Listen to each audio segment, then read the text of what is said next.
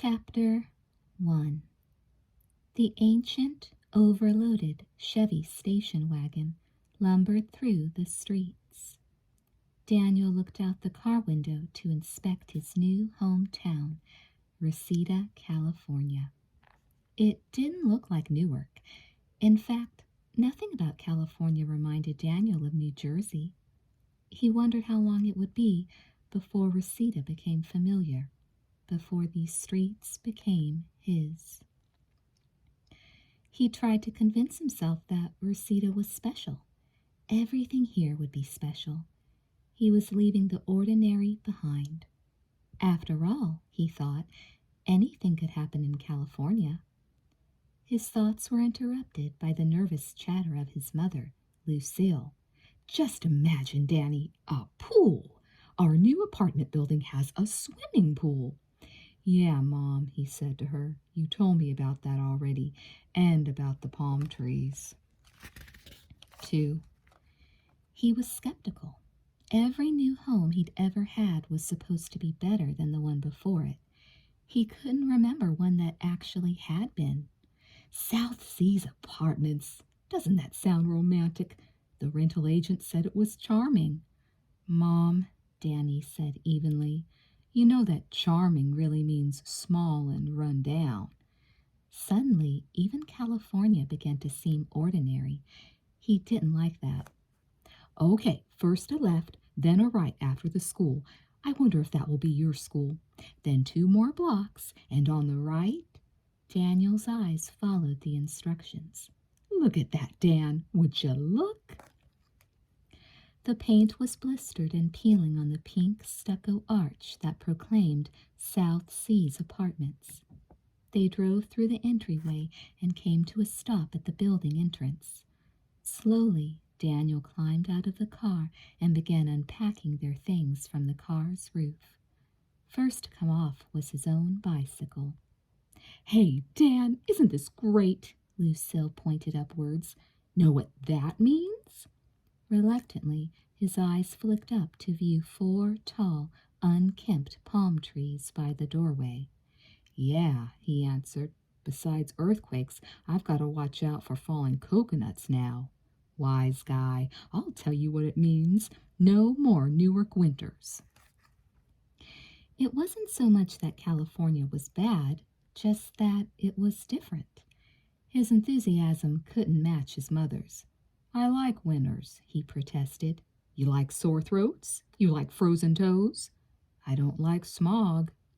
Undaunted, Lucille continued. "How about swimming? You like that, right? Did I tell you about the pool here?" "Yeah, 100 times." "So make it 101. Open your eyes, my darling son. This is our Garden of Eden." Daniel tried to believe it. "And we're in apartment 2D.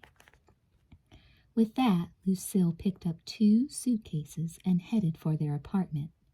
Daniel watched her leave, then balanced a box of pots and pans on the handles of his bicycle, and after a bit of a struggle, followed her.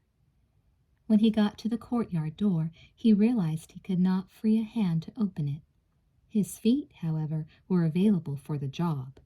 "Kia!" he cried as his left foot crashed the door open. From the other side came a thud and an indignant "What the?" Daniel entered the hallway and found a boy his own age picking himself up off the floor and rubbing his arm. Apparently, this was the victim of Daniel's karate kick. "Oh, sorry." "That's okay. I guess I should have looked.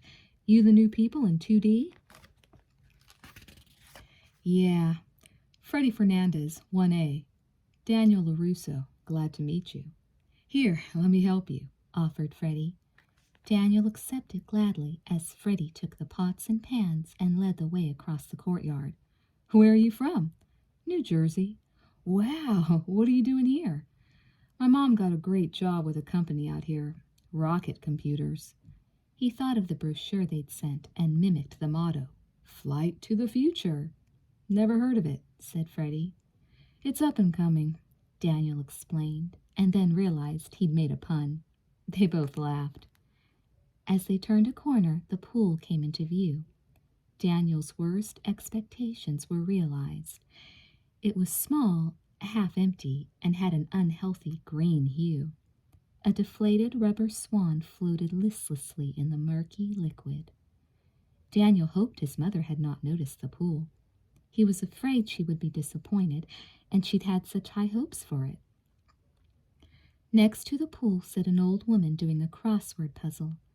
Beside her was a scruffy dog, panting in the August heat. "Hiya, pup," said Daniel, scratching the dog's ear. In response, the dog thumped his tail wearily on the cracked concrete. The old woman scrutinized Daniel for a moment. "This place is a dump. You should go back to New Jersey." "How do you know I'm from New Jersey?" "Because I'm from New Jersey. I've got a nose for my own kind." "Oh, yeah?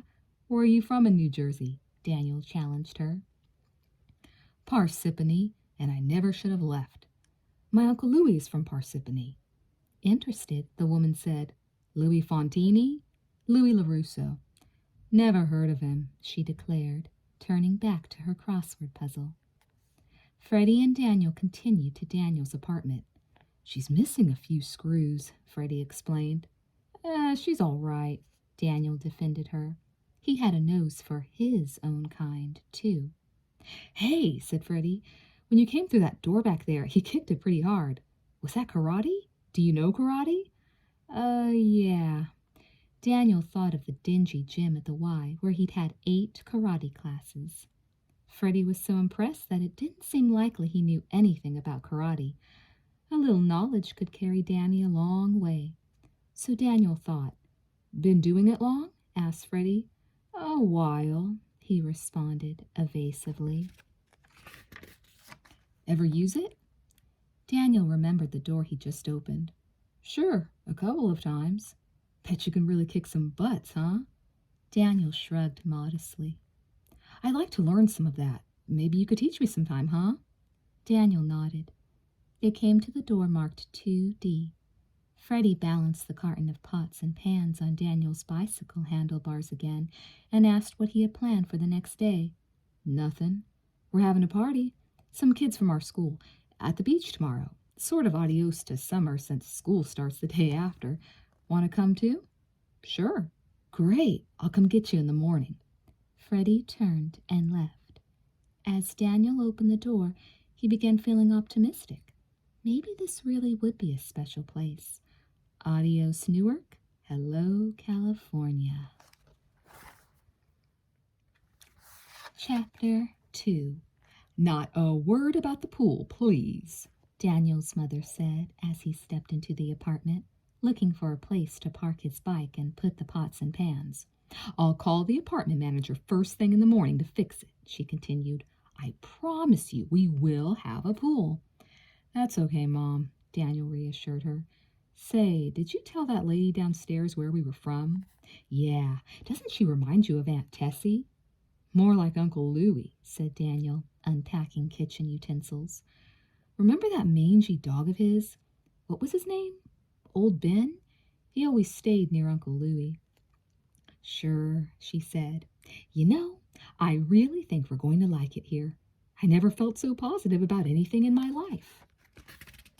This was really the right move. I'm telling you, Dan, this is it." Daniel nodded and reached for the faucet. As he turned on the water, it sprayed all over him. "Oh," said his mother, "the faucet's broken." She began to dry him off, flicking at the water with a sweater she had been holding. "The real estate woman told me that there's a handyman around here. See if you can find him, okay?" "Sure," said Daniel, holding a half-filled bowl of water. "What's that for?" "Uncle Louis's dog." Daniel paused at the door. "I got invited to a party tomorrow." "Hey, great! You see? I told you this was going to be our Garden of Eden." "But I was going to help you unpack." "I don't remember saying anything about that." Daniel smiled. "I must have had you confused with another mother of mine. Thanks, Mom." A few minutes later, Daniel put the bowl in front of the dog by the pool. Eagerly, the dog lapped at the water. "How's that, old Ben?" The dog stopped drinking long enough to lick Daniel's face. The woman was not as friendly. I hope you take my advice and go back to New Jersey. We're discussing it. Where can I find the handyman? You go down there and you take a right, where it goes to the left, but not too far right. Then you go left and his room is on the right. Left, then right? No, right where it's left, then to the right. Sure, said Daniel, lost already. Somehow, though, he found the door marked Maintenance. He entered. It was unlike anything he had expected. The large room was spotlessly clean and meticulously tidy. There was no evidence of any handyman's tools, though Daniel supposed they could be in the cabinets on the walls. A large bookcase by the window near the door held dozens of miniature trees. Daniel recognized them from pictures. They were bonsai trees, a specialty of Japanese gardening. Beyond the shelf, Daniel could hear a snapping sound. He followed his ears and was startled to find himself looking at an old Oriental man. Daniel stepped back and took in the scene. The man must have been 70 years old. He was wearing blue coveralls and was brandishing a pair of chopsticks. The man, whose name was Miyagi, according to his name patch, appeared to be trying to catch a fly with the chopsticks. Snap!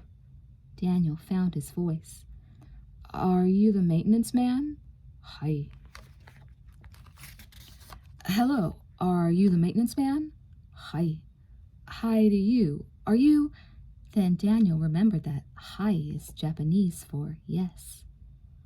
Oh, we're the new people in 2D. A fly's buzzing held the old man's attention. His body was absolutely still.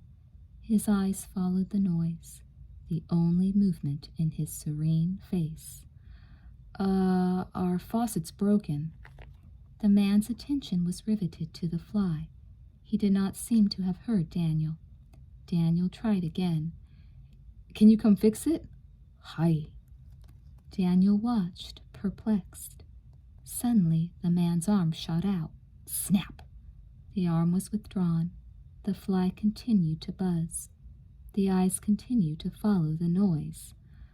Can I tell my mom when? When what? Mr. Miyagi asked evenly, still holding his body frozen. When you'll come to fix the faucet. After, he answered. After what? After. That, it seemed, was as much information as Daniel was going to get from that strange man, the handy man with no tools. What kind of man, thought Daniel, would try to catch a fly with chopsticks? What kind of man could catch a fly with chopsticks? Chapter 3. The next day, Daniel found himself on a small strip of secluded beach at the foot of a hill. Freddie introduced him to his friends, Alan, Chuck, and Billy. The 5 of them played soccer with a ball Daniel had brought. Another dozen or so kids were there too, swimming, sunning, and picnicking. It was a California beach party, just the way they looked on TV, Daniel thought, only this one was real. Daniel was glad he had brought the soccer ball. Soccer was a sport he was really good at, much better than his new friends were, so it was a chance to show off. Freddie kicked the ball to Daniel, but it was way out of control, high over his head. Daniel turned to watch as the ball lobbed into a blanket where a group of girls were sitting around a radio, giggling and talking. He jogged over to retrieve it.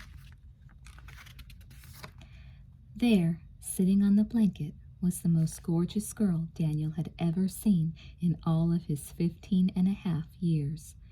She was a California girl, smooth blonde hair, blue eyes, ski jump nose, and had a lot of curves in all the right places. Her white bikini showed off a summer's worth of beautiful tan. Daniel was dumbstruck. The girl, aware of his interest, caught his eye and smiled. A grin broke out on Daniel's face. He took the soccer ball she offered him and did the only thing he could think of. He bounced it on his knee, to the other knee, to his head, to his instep, then up to his hand. Joe Cool. The girl's eyes twinkled. All those hours of practice were worth it, thought Daniel. She was impressed. She rose from the blanket and ran with her friends toward the water. Daniel followed her with his eyes. Before diving into the surf, she gave Daniel one more look over her shoulder and winked. His knees felt weak. "Who's that?" he asked Freddie. "The hills." "What's the hills?" "Encino Hills, and it means rich. Here, show us some of that hot dog stuff you were doing for Allie." Somewhat reluctantly, Daniel stopped staring at the swimmers and joined his new friends. Soon the afternoon turned to evening. The fog rolled in and the picnickers gathered around campfires. The boys were talking about the girls. Freddie was impressed with Daniel's apparent magnetism for Allie. "Hey man, she's hot for you." Daniel was dubious. "Yeah, sure." "Make a move," Freddie dared him. Daniel shrugged. He didn't want to make a monkey of himself in front of that girl. Alan taunted him. "Maybe they ain't got no moves where he comes from. Maybe they never make moves in New Jersey." Daniel took the bait. "I've got moves you turkeys never heard of." Mischievously, Freddie lofted the soccer ball back over to Allie's blanket. "Let's see," said Freddie. Hesitantly, Daniel rose to the challenge, but Allie made it easy for him. She stood up as he approached and handed him the ball. "Let me see you do that stuff again." Relieved, he repeated his flawless performance of the afternoon. "Is that hard to learn?" "Not really," he said modestly. "Can you show me how to do it?" "Sure," he said gallantly. A few minutes later, one of Allie's friends ran over to them. "Hey, Allie," she called. "There's Johnny with the Cobras." She pointed to the hill, where Daniel saw a group of boys on dirt bikes, watching the picnickers on the beach. Allie shrugged and returned her attention to Daniel and the soccer ball. She tried bouncing the ball from knee to knee and was actually pretty good at it. Daniel just enjoyed watching her move. She was something. She was even pretty good with the soccer ball. Then came the sound of dirt bikes descending the hill. Allie seemed to pale as the sound came closer. Daniel had no idea what was going on, but he knew he didn't like it. Unexpectedly, Allie tossed the soccer ball so it was caught by the wind and carried down to the water's edge. Obligingly, Daniel chased it for her. Once he captured the ball, he walked back toward Allie, but saw her deep in conversation with one of the boys from the dirt bike gang. Daniel was disappointed, but he didn't want to interfere, so he walked back toward Freddie's group. Suddenly, Allie's radio blared so loudly that everyone turned. They saw Johnny trying to yell over the sound and then watched as he turned off the radio. "I don't want to talk," said Allie defiantly, and she turned the radio back on. Johnny grabbed it from her and threw it into the sand near Daniel, who went to pick it up. "Don't touch it," yelled Johnny. Daniel picked it up anyway. "You deaf?" Johnny ripped the radio from Daniel's hands. Daniel wasn't sure what was going on, except that he could tell Johnny was about to explode. He hoped it wouldn't be at Allie. "Come on, man," Daniel said in a voice he hoped would calm. Johnny held out the radio to Daniel. "You want it?" he asked menacingly. Then, suddenly, he rammed the radio at Daniel, knocking him down. Daniel's own rage erupted, and he sprang at Johnny. Johnny deftly stepped aside, and Daniel tripped into the sand.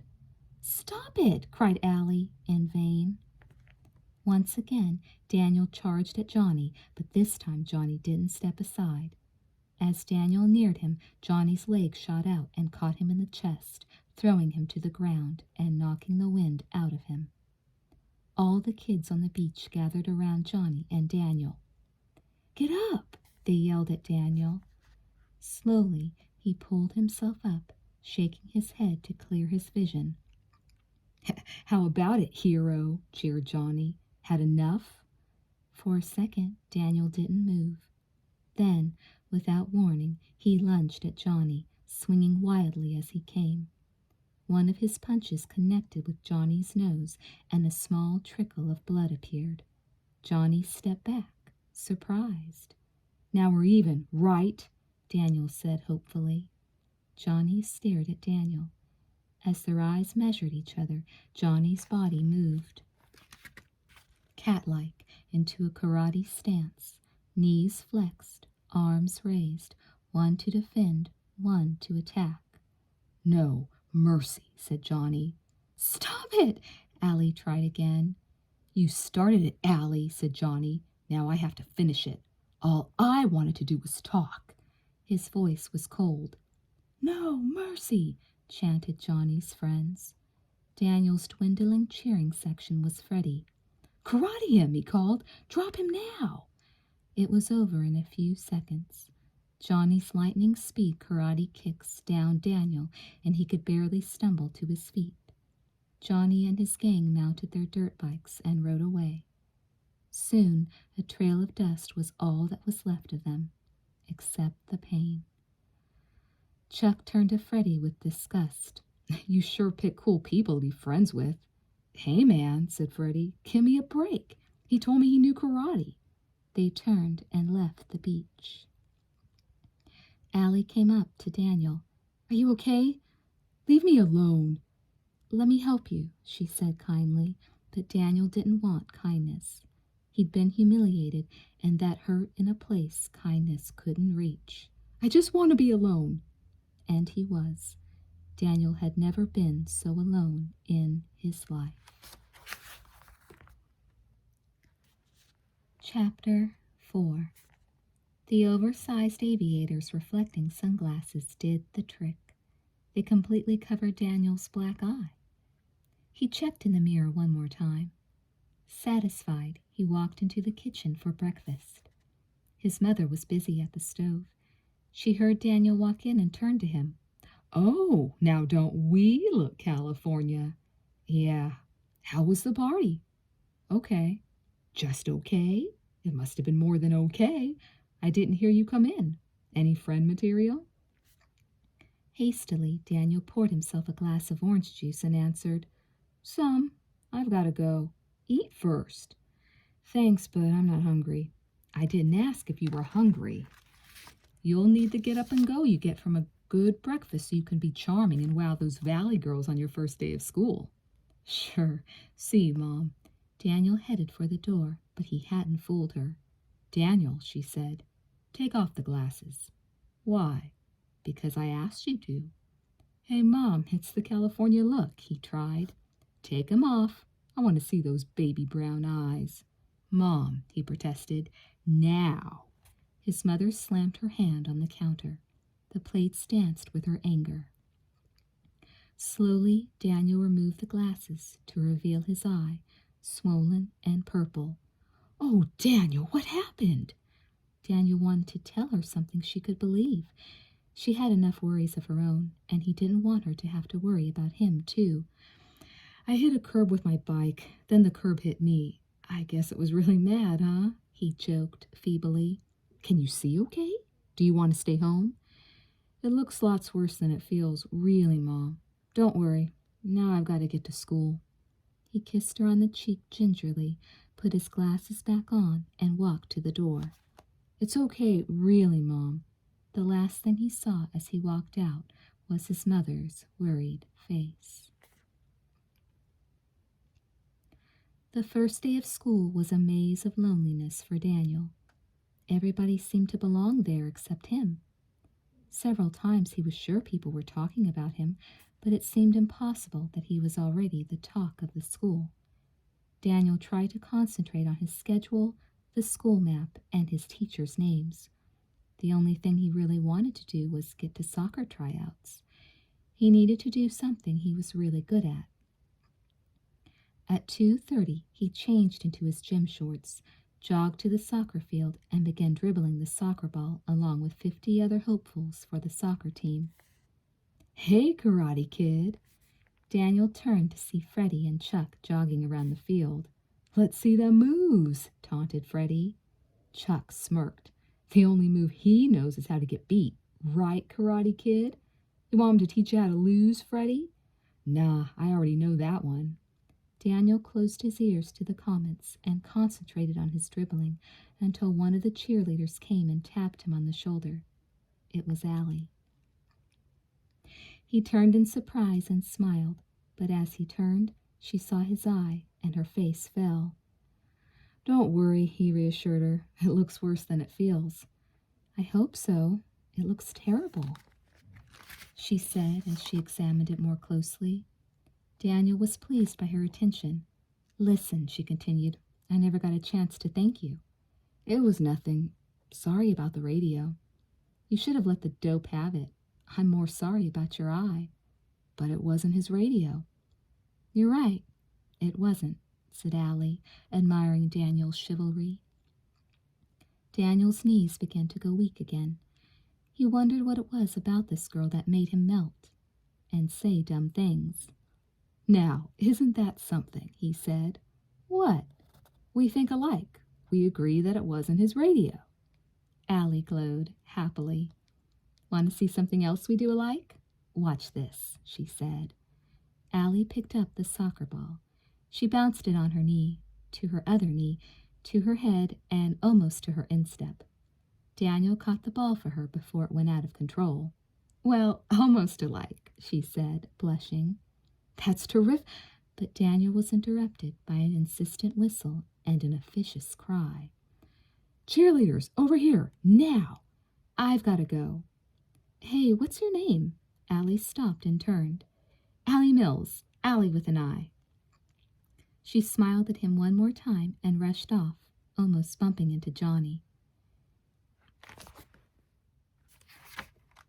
Daniel realized that Johnny had witnessed his entire conversation with Allie. The soccer coach's whistle brought Daniel to attention. He listened to the instructions and found himself passing the ball back and forth with a boy he didn't know. He concentrated on his technique, which was, in fact, very good, and he quickly gained the respect of the boy he was paired with. The coach watched for a while, then moved on to the others. In the background, Daniel was vaguely aware of the cheerleaders' practice. Once or twice, he glanced over to watch Allie with an eye. The coach cut them into practice teams, and then Daniel had the opportunity he'd wanted. He got the ball and began a strong drive downfield with it. Ducking to the right, faking to the left, he found himself in the clear with an open shot on the goal, except for one person, Johnny's henchman, Bobby. Daniel faked to the left, and Bobby followed him, realizing too late it was a fake. As Daniel switched to the right, evading him, Bobby slid onto the turf and hooked Daniel's leg from behind with his spiked shoes, downing Daniel and wrenching his knee. Daniel winced in pain before pulling himself up. When he stood, he saw Bobby grinning. Behind Bobby, on the sidelines, Johnny and Tommy were nodding their approval. No one else had seen what happened. Furious, Daniel sprang at Bobby and wrestled him down to the ground. Whistles began to blow, and coaches appeared from all over the field, pulling the boys apart. The soccer coach looked at Daniel sternly. "You, out." "But coach, he hooked me deliberately," protested Daniel. "I said out. There's no room for fighting on this team." Then the coach turned to the rest of the boys. "Now, back to it." Dejected, Daniel limped off the field, past the grinning Cobras and past the cheerleaders. As he walked into the field house, the last thing he heard was the cheerleading squad. "Fight, team, fight!" Yeah, he thought. Fight, team. Chapter 5. Daniel practiced his smile again. It wasn't easy. He didn't have much to smile about as he thought over the events of the last 2 days. But his mother was determined to make their new home succeed. Daniel didn't want to be the one to ruin it for her. Maybe she was right, he thought, wryly. Maybe the best thing about this Garden of Eden was that swimming pool. The front door opened. Daniel pasted the well-practiced smile on his face and greeted his mother easily. "Hi, hon. How's the eye?" she asked, dashing in. "Okay. What's the rush?" "I got a job." "Yeah, I know. Rocket computers." Flight to the future. Crashed in the present is more like it. The company went bankrupt last Friday. Can you believe it? Isn't that my luck? So we're going home? Honey, we are home. This is it. She walked into her bedroom, then came back out again. Seen my black shoes? Daniel reached under the couch, found them, and handed them to her. So, what's this job? It's just fantastic, honey. Listen to this story.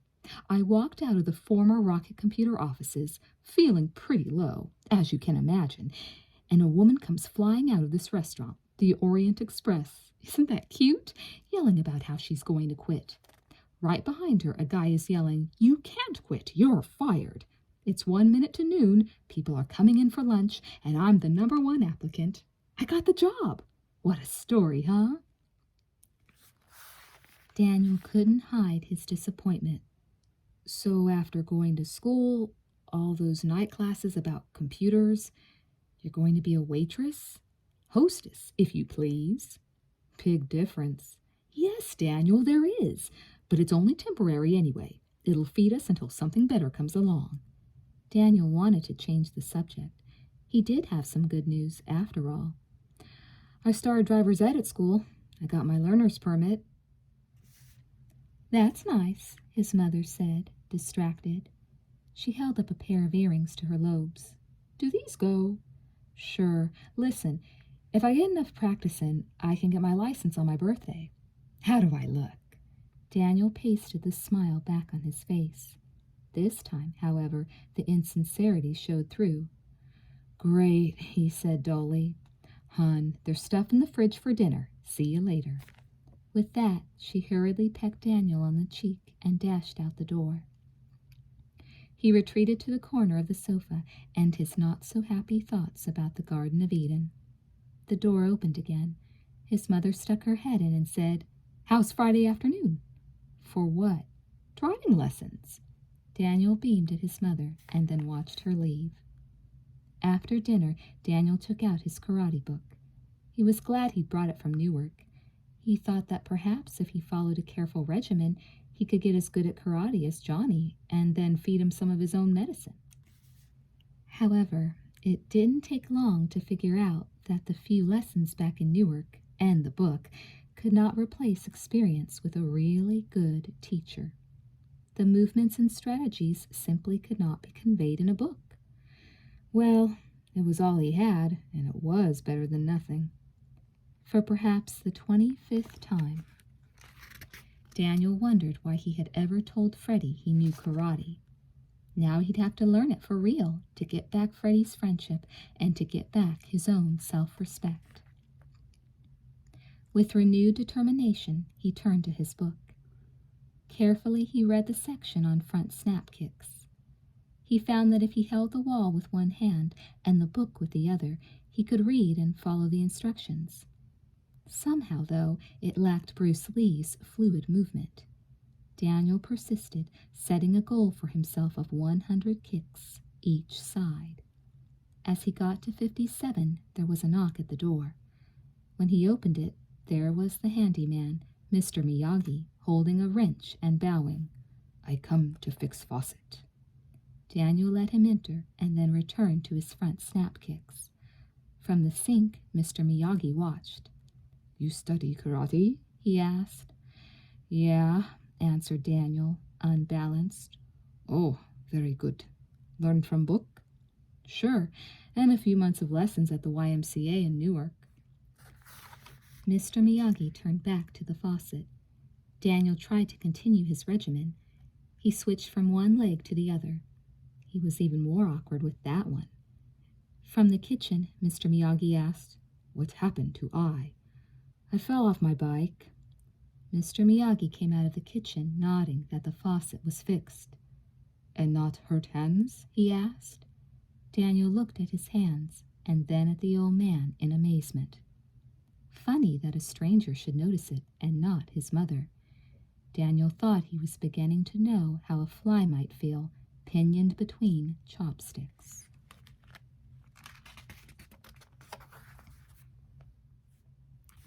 Chapter 6. The next day, Daniel made it all the way until lunch period without getting into a fight. While waiting for his change at the cashier, he noticed Allie scooting through the lunch line, apparently forgetting about food just to catch up with him. Breathless, she arrived by his side and handed the cashier a coin for her milk. "Hi." Hello, Allie with an eye. How are you doing? "I'm okay. So, how do you like the valley so far?" Daniel thought for a second. It's not dull, he said truthfully. "Was Newark dull?" How did you know I was from Newark? I asked. Daniel smiled, pleased at Allie's attention. You sitting with anyone, Allie? "You," she said, weaving through the crowd toward some empty seats. "Say, I'm sorry about the soccer tryouts." That's okay, but it wasn't your fault. Those are the breaks. "Yeah, well, you remember the guy you had trouble with on the beach?" Could he forget? You mean Karate King? Allie nodded. "He's my ex-boyfriend." That piece of news felt like a front snap kick to the gut. It also explained a lot. Daniel realized that he might just be crazy to be interested in Allie, even if his knees melted every time she smiled at him. Daniel cocked his head as if to listen to the voice of reason. I know, you're right, he said to thin air. Allie looked at him strangely. What was that all about? It's this little voice, Daniel explained. It gives me advice. And it said I'm some kind of coconut to pursue this matter. "Daniel, I said X, and I meant it. It's over." How over? "Weeks." Allie spotted 2 vacant seats and led the way to them. Daniel mumbled to no one in particular. Weeks? What's weeks? 1, 2, 52? 1/2? Allie put her milk on the table and sat down. Daniel pulled out a chair, but when he sat down, there was a sickening squish. Too late, he realized there was something on the chair. When he stood up, he found a mashed piece of blueberry pie all over the seat of his white pants. "Ew, gross," said a girl at the next table. Daniel looked for the culprit, and he didn't have to look far. At a nearby table, Johnny and his henchmen were congratulating one another. All around, the kids spotted Daniel's pants and began laughing. Allie was angry. "You jerk!" she cried to Johnny. Daniel wiped the thick blueberry mess off his pants and held it in his hands as he walked calmly to Johnny. Don't even think about it, worm. Daniel hesitated for a moment. He had, after all, made it to lunch period without a fight. Calmly, he smeared the gob of blueberry gunk on Johnny's shirt. Mayhem erupted. Chapter 7. Daniel stared at the steamed dumplings on the plate before him at the Orient Express. With a chill, he remembered the words he had heard shouted in cadence that afternoon at the karate school he had visited, the Cobra Kai dojo. What do we study? The way of the fist. And what is that way? Strike first, strike hard. That was the way of the karate school where Daniel had thought he might train. He remembered the sensei, the teacher, John Kreese. He was a dangerous-looking man with cold, piercing eyes. The sort of person who just looked like he'd strike first and strike hard. The students followed Mr. Kreese with awesome precision in their solemn ritual practice. Daniel had watched from the visitors' gallery, waiting to speak to the sensei after class, hoping he could afford the lessons he wanted so badly. Finally, Mr. Kreese had stopped and turned the class over to one of his students. Mr. Lawrence, run them through the drill.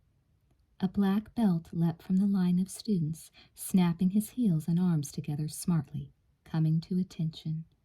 He bowed crisply from the waist, and Kreese bowed back, stepping aside as the black belt sprinted to take his place as instructor. It was just as Daniel had stood to ask Mr. Kreese about the lessons that the black belt had turned to face the visitors' gallery and Daniel felt his stomach sink. Crease's #1 student was Johnny. He looked as menacing in a gi with a black belt as he did on a dirt bike with a black leather jacket. The thought of Johnny with a black belt sickened Daniel, and he had fled from the dojo. Now eating at the Orient Express, the memory of the afternoon took away his appetite. Maybe the fortune cookie would bring him some good news. His mother beamed as she joined him at the table. "Guess what? I'm going to be trained as a manager. Isn't that great?" "Yeah. They have this program 2 nights a week. As soon as a spot opens, I'm in. And the benefits? I'd never get them working in computers. They pay for everything." "Great," said Daniel. His mother realized something was wrong. "What's the matter, Dan?" "Nothing." Tenderly, she moved closer to Daniel. She put her hand on his. "Honey," she began, "you remember that time we went to the country for the summer and you thought you would hate it because you had no friends there? You remember what happened?" "Yeah, I got poison ivy."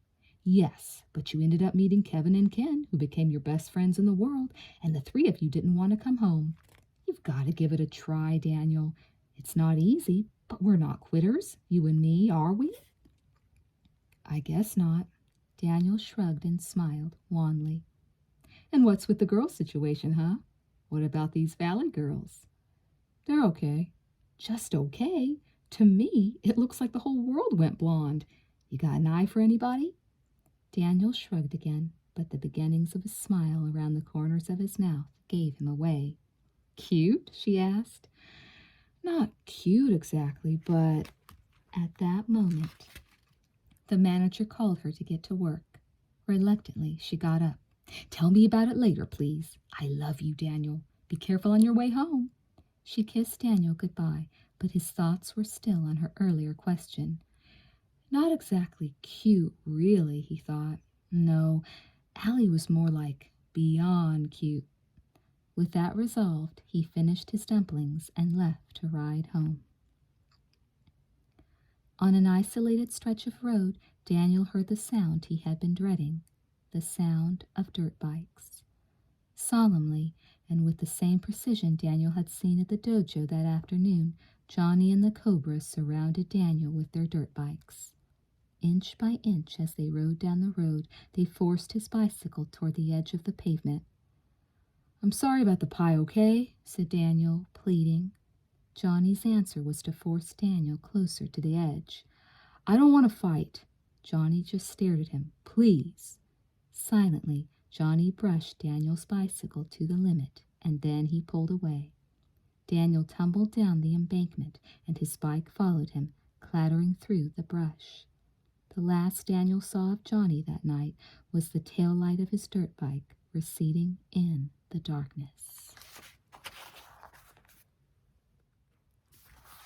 Chapter 8. Kia! Daniel howled in disgust as he heaved his broken bicycle into the dumpster outside his apartment. He had walked it all the way home, but when the axle broke in the parking lot, he gave up on it. Daniel's mother was just getting out of the Chevy when she saw Daniel at the dumpster. "Daniel," she called, running across the lot to him. "What's the matter?" He turned away from her to hide the tears and the bruises. "What's wrong with your bike? Why did you throw it away?" "Felt like it," he mumbled. His mother was firm. "Face me when I'm talking to you, please." Reluctantly, Daniel turned to his mother. She gasped when she saw the new scratches and his torn clothing. "All right, I've had it," she said. "I want to know what's going on." "Well, what do you want to hear?" he challenged her. "The truth." "You don't want to hear the truth." "Yes, I do," she insisted. "No, all you want to hear is how great it is in this Garden of Eden." Daniel was angry, angry at his mother, angry at Allie, angry at Johnny, and even angry at himself. He had hit his boiling point. He continued, "It might be great for you, but it stinks for me. I hate it here. I hate it. Do you understand? I just want to go back home, okay? Not to some phony Garden of Eden, just plain home, Newark." As he finished talking, the tears began.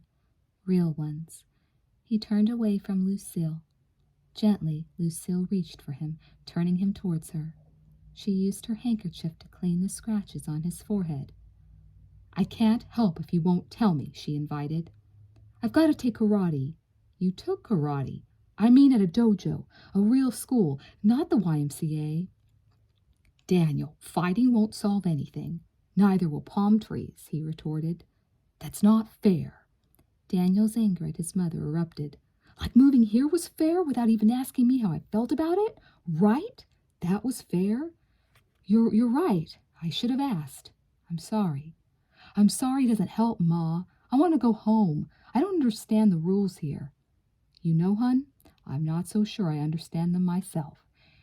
It's been a little rocky here for me, too, though I've made it through 3 days without getting a black eye. Daniel caught the twinkle in her eye and smiled in spite of himself. Come on, she continued. Let's get you cleaned up and we'll see if we can't figure out the rules together. She put her arm around Daniel's shoulder and they began to walk to the apartment together. Say, what about your bike? She asked. It's a goner. Besides, he answered, I'll be safer on a bus.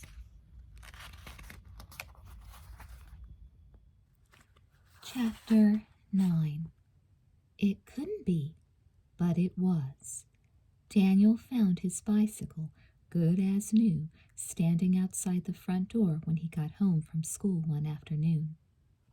He knew his mother couldn't have fixed it. She couldn't hang a picture, much less repair a bike, nor could she have afforded to have it repaired. Curious, Daniel went to Mr. Miyagi's workroom. Daniel found the old man seated at his work table, surrounded by bonsai trees, trimming one with the utmost concentration. He glanced at Daniel through the branches of the wizened miniature. Daniel approached him softly. There was a contagious sense of serenity about this old man and his room. Did you fix my bike? Mr. Miyagi smiled and nodded. Thank you. Welcome, Mr. Miyagi said, and then returned his attention to trimming branches.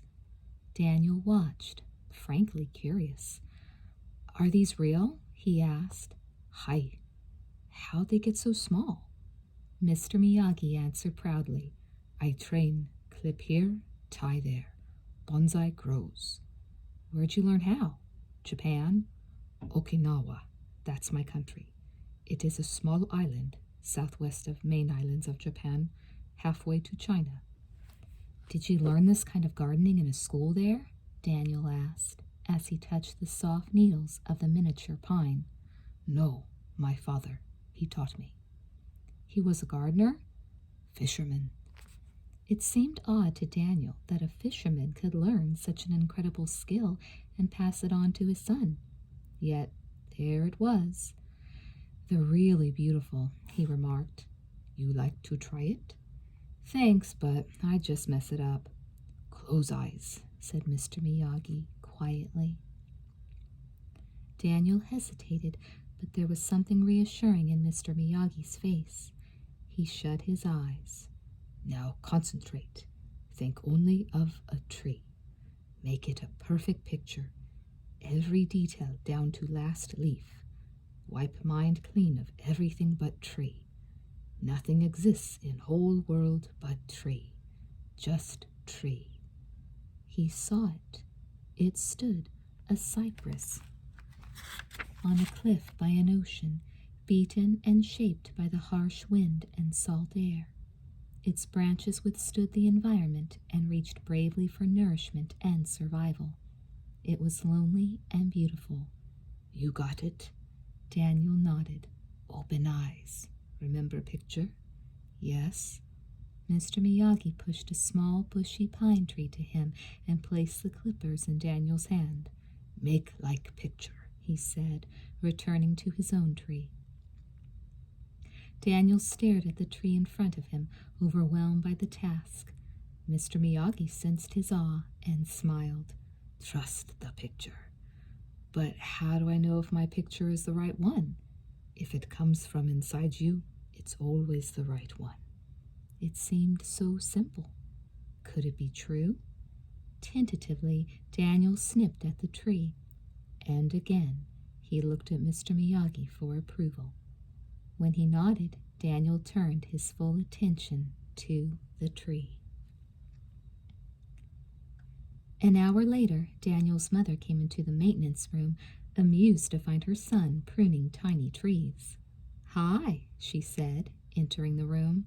"Hey, Mom, look. You fixed your bike?" "No, Mr. Miyagi fixed it."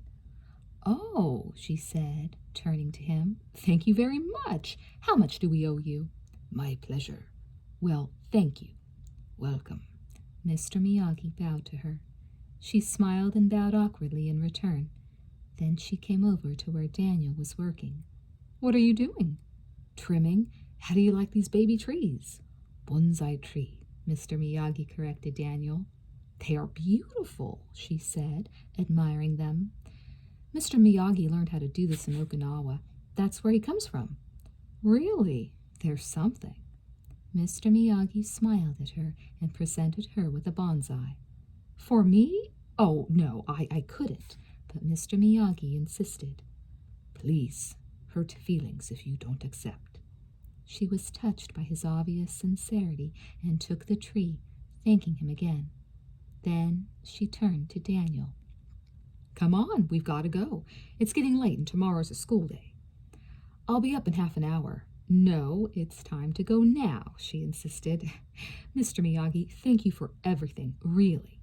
He smiled warmly. As Daniel stood up to leave with his mother, Mr. Miyagi picked up Daniel's tree and put it in his arms. "No forget tree. Practice." He slipped the clippers into Daniel's pocket. "Thanks." "Welcome. Sayonara," he bowed. Daniel and his mother bowed in return. Daniel was pleased and excited by the events of the evening. He admired his mother's bonsai. "Boy, Mom, he gave you the best one. Aren't they something? Look, the bike works perfectly too." Daniel thought again of the first time he'd seen Mr. Miyagi trying to catch a fly with chopsticks. Somehow, now, that didn't seem quite as strange as it had at first. It was certainly no stranger than knowing, beyond doubt, that if it comes from inside you, it's always right. Chapter 10. Being a live worm is better than being a dead duck. That was something Daniel told himself often over the next 6 weeks while he practiced karate with his book. He could practice a kick now without having to hold the wall, but still he wasn't nearly good enough to face Johnny. So he learned Johnny's class schedule and avoided him. That made Daniel feel like a worm, a live one. On Halloween, Daniel sat on the stairs of the apartment and watched Freddie and his friends, garbed in bizarre costumes, depart for the dance at the high school. That made Daniel think of Allie. Would she be there? He'd never know. Those were lonely thoughts, and Daniel needed company. He thought of his bonsai tree and how he had pruned it and clipped it, so that it almost looked like the picture in his mind, the one thing that flourished in this Garden of Eden.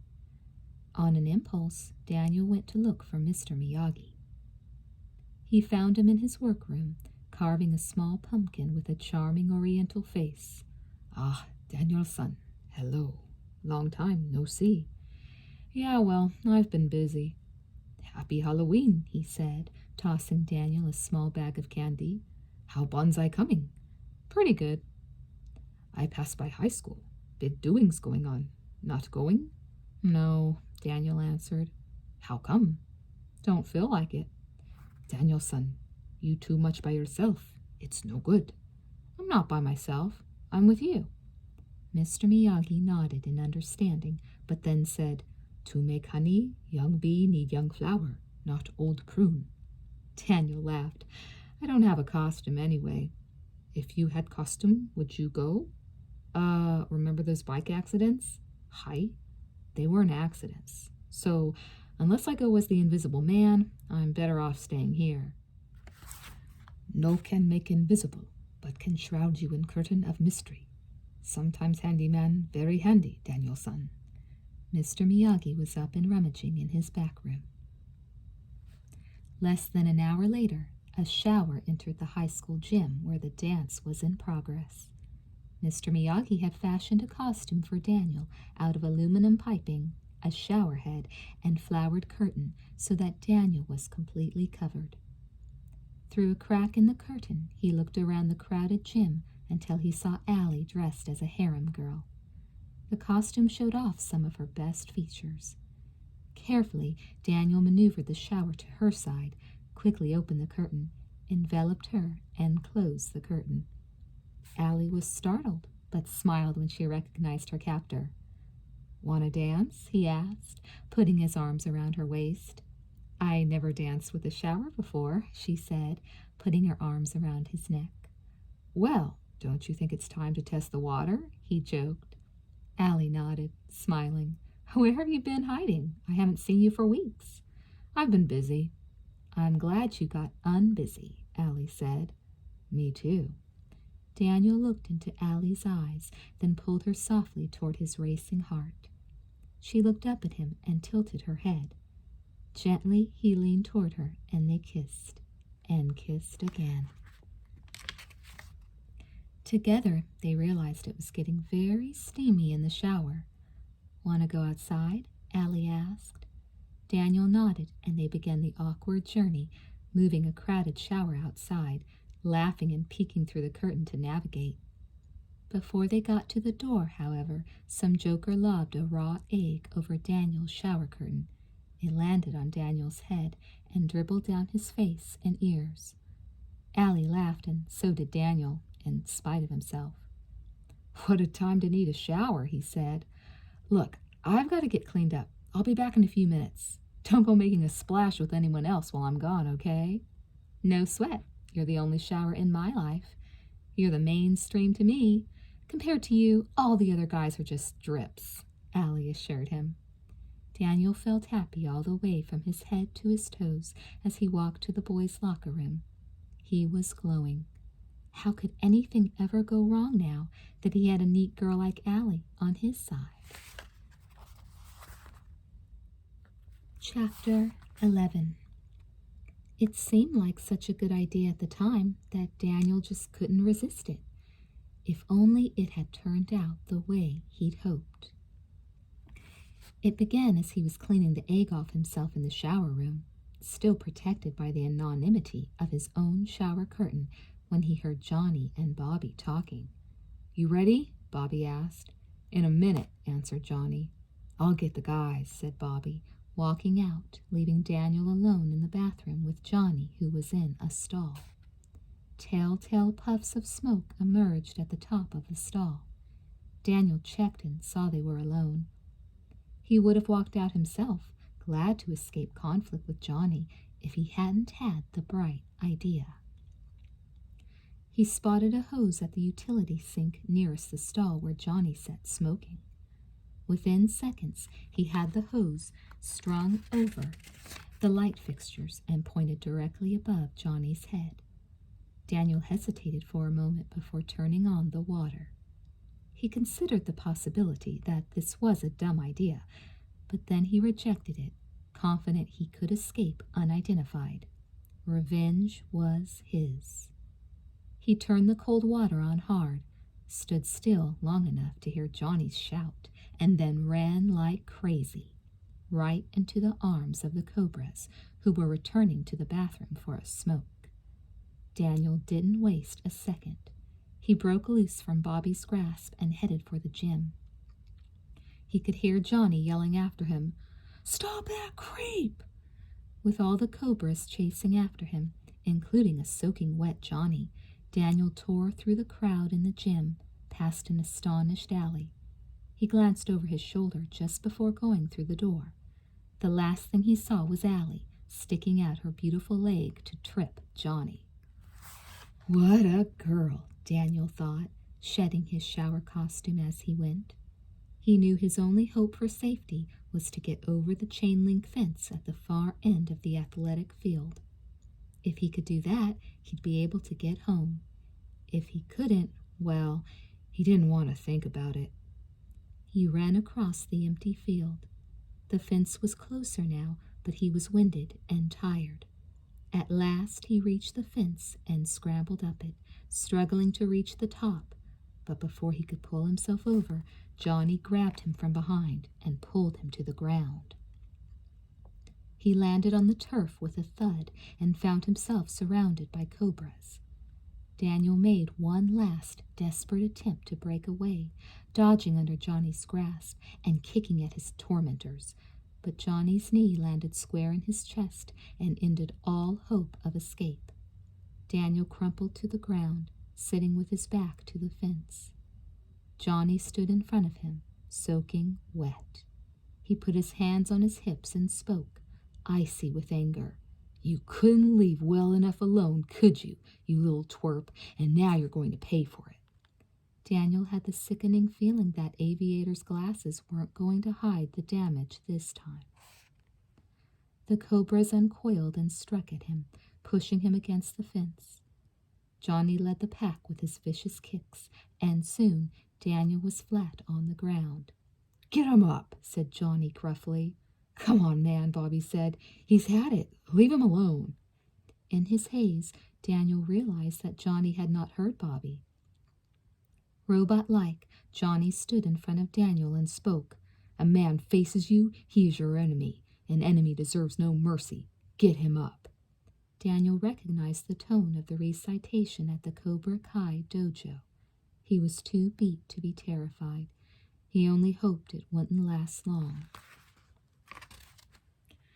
Two of the cobras pulled Daniel to his feet and propped him against the fence. Johnny backed away from him to leave room for a running leap. Through blurred vision, Daniel watched Johnny's lethal sidekick unfolding at him. Too weak to move, he waited for the inevitable impact. But it never came. From out of nowhere, a figure leaped over the fence and pushed Daniel out of the way. A split second later, Johnny's foot dented the fence where Daniel had been. Daniel watched, vaguely aware, as a small little figure obscured by shadows crouched opposite the cobras in a low cat stance. The cobras attacked the anonymous defender, but were quickly repelled by a series of precision punches and kicks. Finally, the mystery figure somersaulted toward Johnny, coming out of the crouch to attack face to face with a single kick so powerful that Johnny was downed instantly, groaning in pain. That was the last thing Daniel saw before he lost consciousness. Chapter 12. Daniel became aware of two things simultaneously: the bright lights of Mr. Miyagi's workroom and the repugnant smell of a compress on his head. He closed his eyes against the lights and removed the foul-smelling towel. "Leave on," said Mr. Miyagi, replacing it firmly. "It stinks," Daniel protested. "Smell bad, heal good," said Mr. Miyagi, turning his attention to Daniel's other wounds, dabbing gently and bandaging as necessary. Slowly, Daniel recalled the scene by the fence. He didn't know how he'd gotten to Mr. Miyagi's workroom, but he did know how he'd survived. Eager to thank his rescuer, he looked around the room.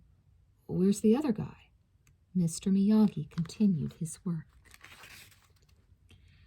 "You know, Mr. Miyagi, the one who—" Mr. Miyagi blinked. Then Daniel knew, as sure as anything that ever came from within him, that there wasn't another guy.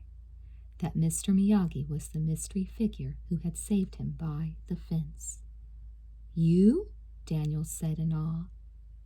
Mr. Miyagi smiled and bowed. He then poured 2 cups of tea. Daniel pulled himself up slowly, relieved that he could sit up at all. "Why didn't you tell me?" "What?" "That you knew karate." "Never asked," Mr. Miyagi answered simply. "Oh, where'd you learn?" "From father." "The fisherman?" "All Miyagi know 2 things," he explained. "Fish and karate.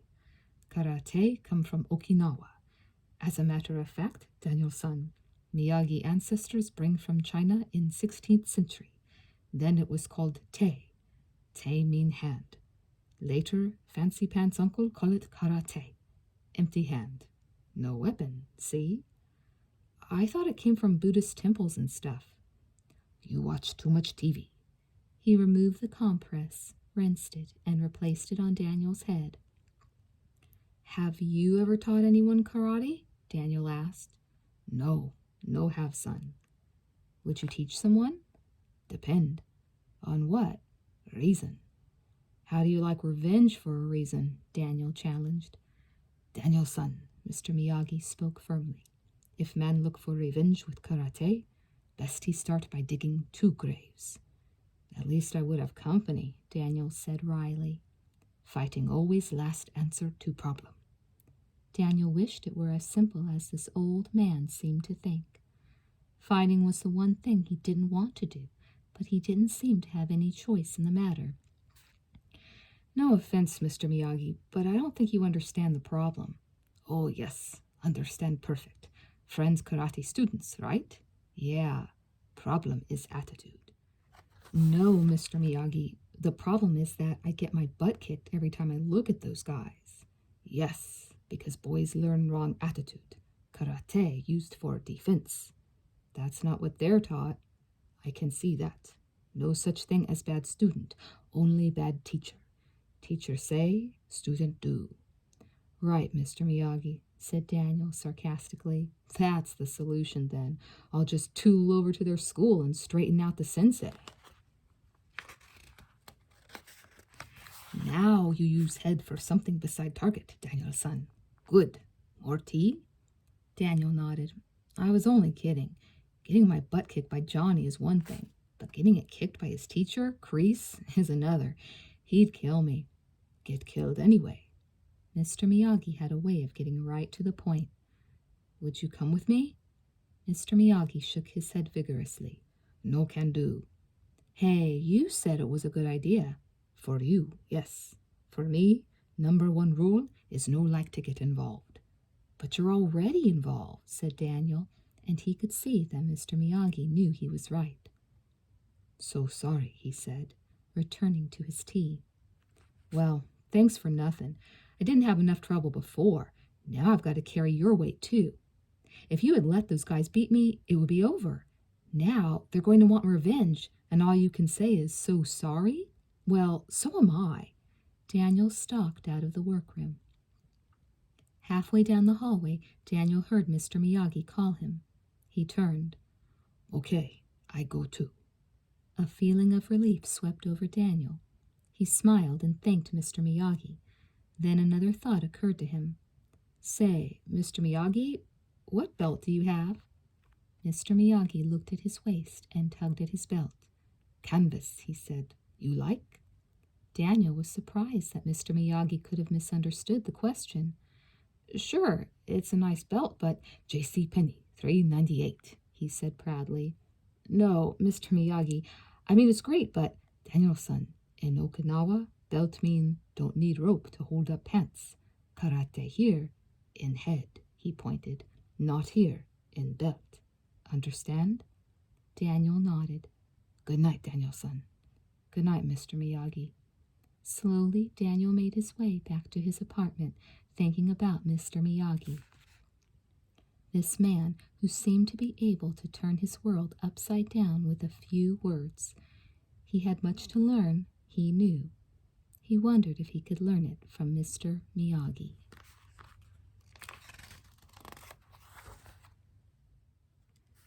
Chapter 13. Kreese paced through the ranks of his students at the dojo. Lose concentration in a fight and you're dead meat, understand? Yes, sensei, shouted the students in unison. Daniel and Mr. Miyagi sat silently in the gallery watching the class. Kreese continued, We do not train to be merciful. Mercy is for the weak.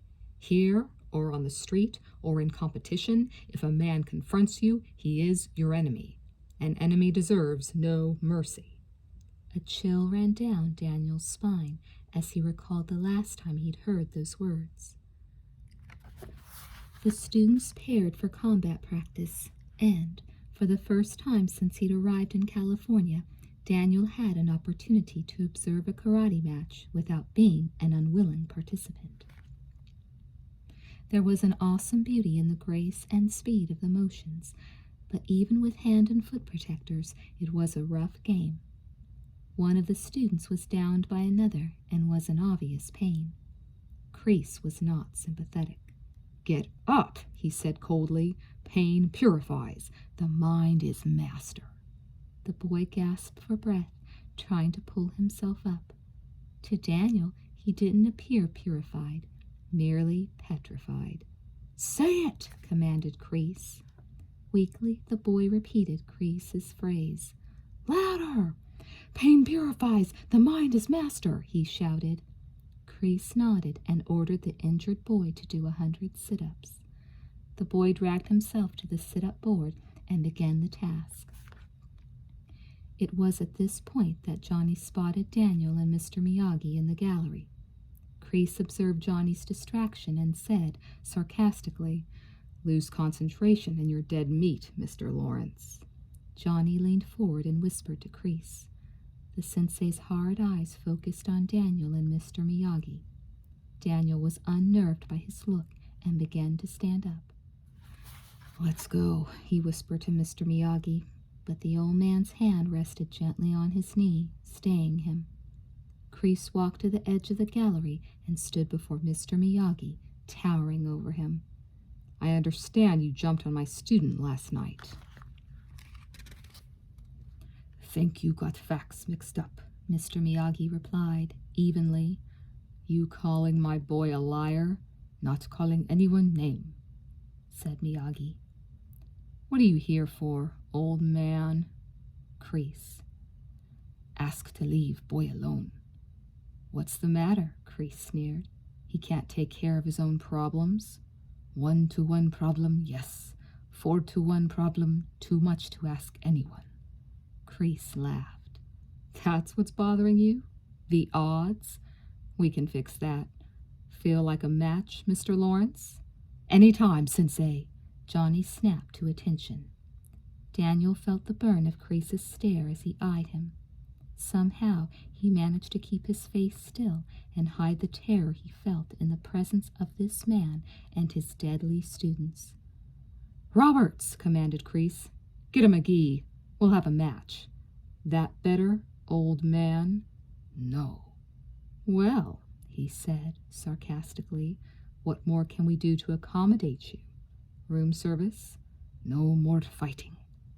"This is a karate dojo, not a knitting class," he said as he thrust the karate outfit into Daniel's arms. "Now, let's get this over with. I've got a class to teach." Mr. Miyagi took the gi from Daniel's hand and put it neatly on the chair. He turned to leave. Daniel followed. Kreese's face reddened in anger. He blocked their exit and spoke menacingly. "You don't come into my dojo, drop a challenge, and leave, old man. Now, get the kid on the floor, or, antique or not, you and I have a serious problem. Too much advantage, your dojo." "Name a place," Kreese challenged. Mr. Miyagi's eyes flicked to the bulletin board by the door. For the first time, Daniel noticed the poster. All Valley Under 18 Open Karate Championship. He got a sinking feeling when Mr. Miyagi pointed to it. He'd been humiliated by Johnny in public once, at the beach. Once was enough. He wanted to protest, but somehow the words wouldn't come. While he was trying to speak, Kreese's face lit up, and he began to laugh. "You got real guts, old man, real guts." The students were laughing as well. Kreese turned to Johnny. "Mr. Lawrence will go for that, right?" "Yes, Sensei," said Johnny, humorlessly. With exaggerated politeness, Kreese addressed Mr. Miyagi again. "Are there any other accommodations I can make for you, sir? You or this student?" "Want student left alone to train." "Pushy little fella, aren't you?" "Okay.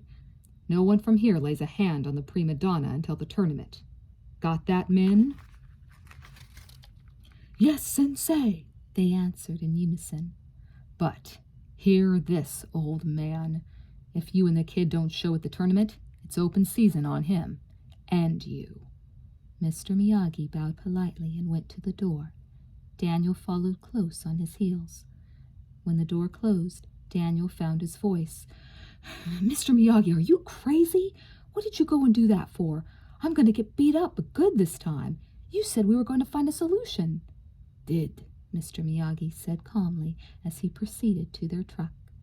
Daniel looked at him, astonished. He saw no solution on the horizon. "Saved 3 months beating," Mr. Miyagi said, tossing him the keys. Well, thought Daniel, that was true. Maybe. Chapter 14. Daniel was still quivering with fear and anger as he maneuvered the truck along the dirt road as Mr. Miyagi instructed. In spite of his anger at Mr. Miyagi, he recognized a certain logic in the situation. Too, he found himself proud to be allowed to drive Mr. Miyagi's truck, to be allowed in the old man's protection. Even with Mr. Miyagi's obvious peculiarities, Daniel really liked the man, really wanted to gain his respect. That came from inside him.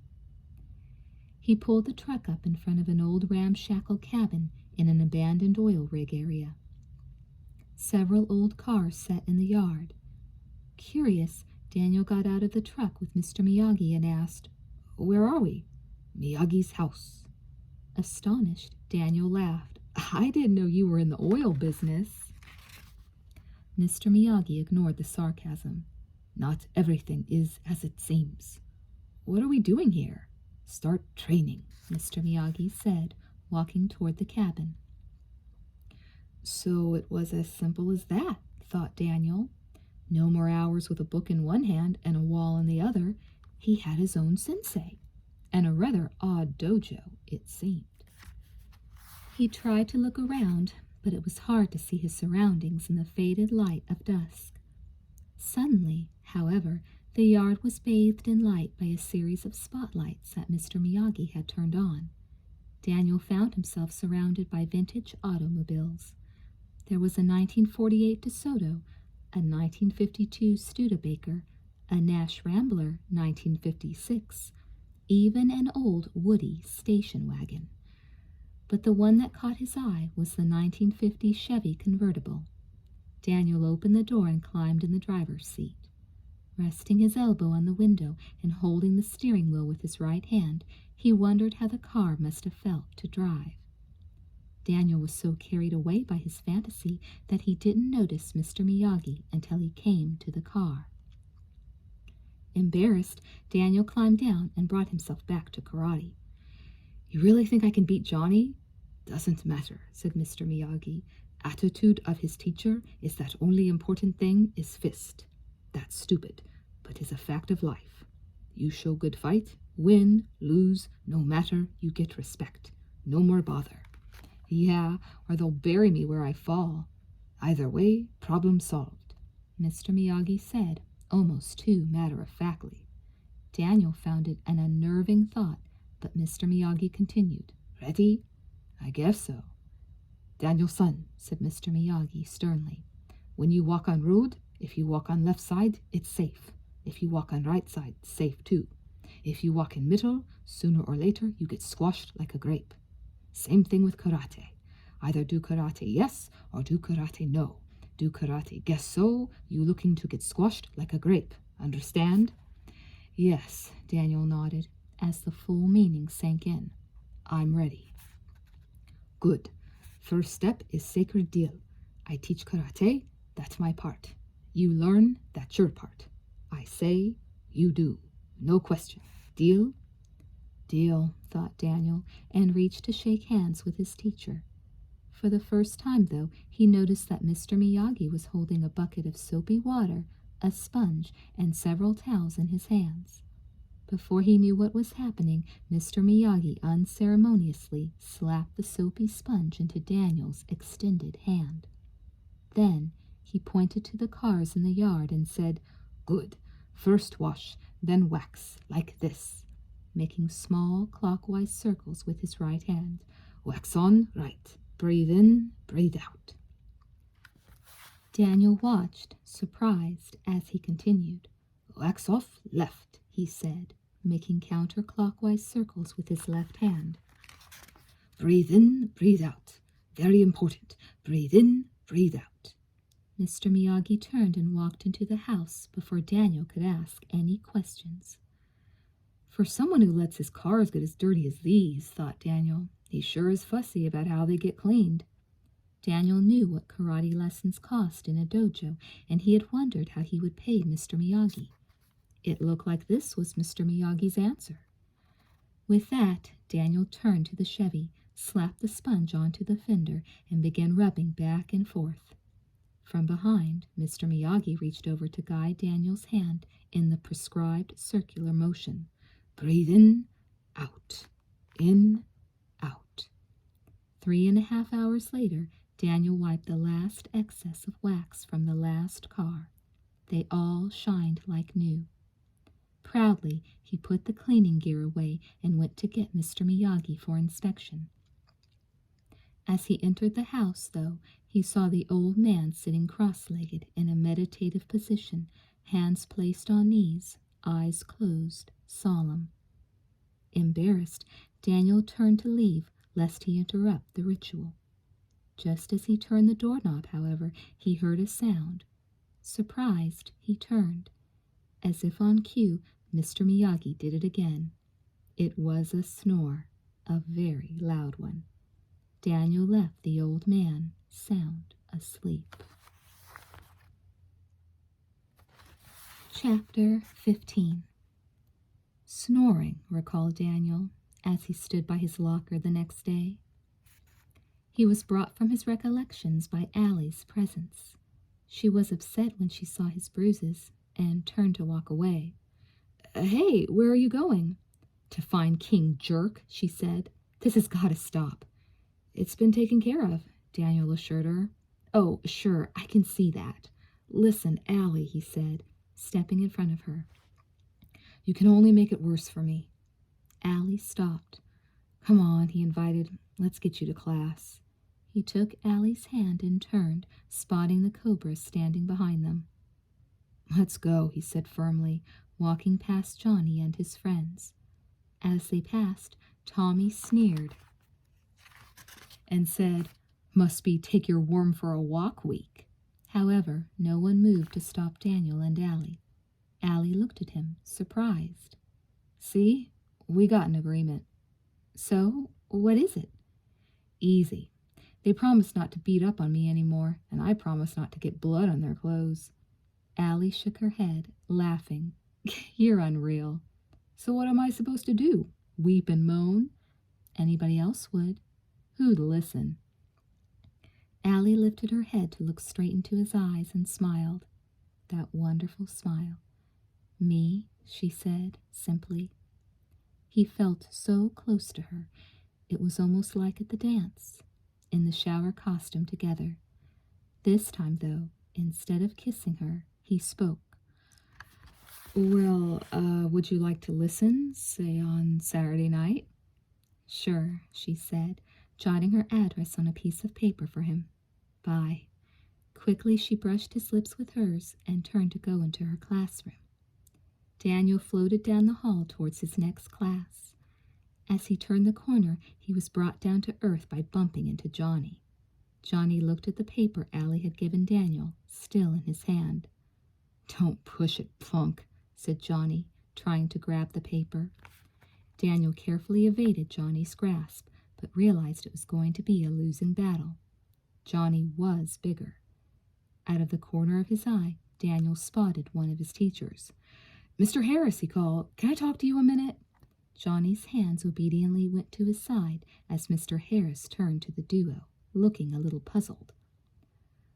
LaRusso, Daniel supplied. I'm in your third period history class. I really got a lot out of that lecture you gave about how Indians got their horses. Mr. Harris smiled. That's nice to hear, he said. Yeah, well, I was trying to explain to my friend here how the stuff all fit together with colonization and all that, but then I messed up. So could you give us a quick review? Mr. Harris was clearly flattered. I'm free this period. How about you? He asked. Daniel looked invitingly at Johnny, who said, I've got a class, but thanks anyway. With that, he turned and stalked off. Daniel smiled, relieved.